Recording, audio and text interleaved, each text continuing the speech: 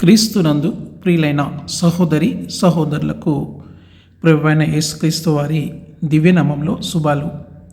ఈ దినపు జీవవాక్కులో ఎల్లప్పుడూ గెలవడానికి మీ మనస్సును ఏర్పరచుకోండి. 1 తిమోతి 6:12 విశ్వాస సంబంధమైన మంచి పోరాడము, నిత్య జీవమును చేపట్టుము.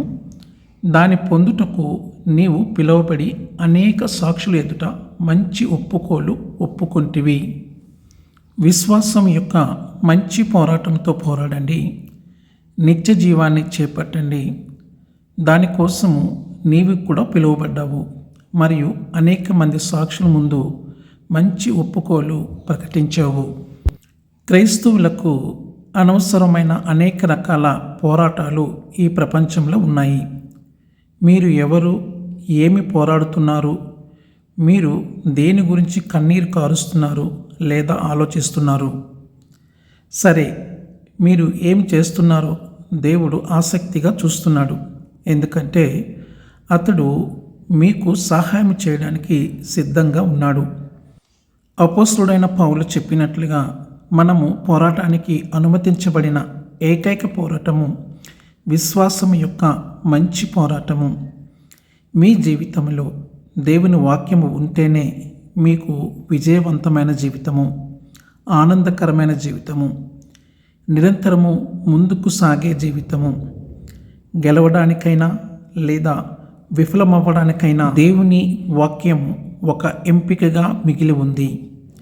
ఈ పోరాటము దెయ్యముతో చేసే పోరాటమే కాదు, పోటీ చేయాలనుకునే దేనికైనా వ్యతిరేకంగా పోరాటము. మీ దృష్టి మరల్చాలనుకునే ఏదైనా, దేవుని జ్ఞానానికి వ్యతిరేకంగా మనము ఉన్నతంగా ఎంచుకునే ఏదైనా, దేవుని వాక్యానికి సవాలు చేస్తూ మన మనస్సులో పోరాటం జరుగుతుంది. మన మనస్సు ఒక యుద్ధ క్షేత్రము. మన విశ్వాసానికి సవాలు చేయబడిన ఒకే ఒక చోటు మన మనస్సు. దేవుడు మనలను తన వాక్యానికి మరల్చాడు. కాబట్టి దేవుని వాక్యము ఎల్లప్పుడూ ఏదైనా ఎలాంటి విషయమైనా ఆశ్చర్యపోవాల్సిన అవసరం లేకుండా మన విజయాన్ని ప్రకటిస్తుంది. 1 యోహాను 4:4 చిన్నపిల్లలారా, మీరు దేవుని సంబంధులు, మీలో ఉన్నవాడు లోకంలో ఉన్నవాని కంటే గొప్పవాడు గనుక మీరు వారిని జయించి ఉన్నారు. మీరు గెలిచే అవకాశము వాక్యంపై మీకున్న విశ్వాసమే. మనకు ఎప్పుడైనా జరిమానా విధించిన ఎటువంటి సవాలైనా మనల్ని చంపదు. ఇప్పుడు మనం చూసే అగ్ని మనల్ని కాల్చదు. హల్లెలూయా. సమస్యల నీరు మనపై నీడలా కమ్మేయదు. మన ముందున్న పరీక్షల్లో మనము ఫెయిల్ కాలేదు. వినండి, మన విజయం గురించి దేవుడు ఇప్పటికే తన వాక్యం ద్వారా చెప్పేశాడు. మనము చేయాల్సిందల్లా దేవుని వాక్యాన్ని అంగీకరించి ప్రకటించడమే. ఎలా అని అడగవద్దు, ఎందుకంటే దేవునిపై మీ తీరు, మీ మనసు మార్చుకోకండి, మీ ఒప్పుకోలు మార్చుకోకండి. ఎటువంటి సమస్య మిమ్మల్ని విచ్ఛిన్నం చేయడానికి అనుమతించవద్దు.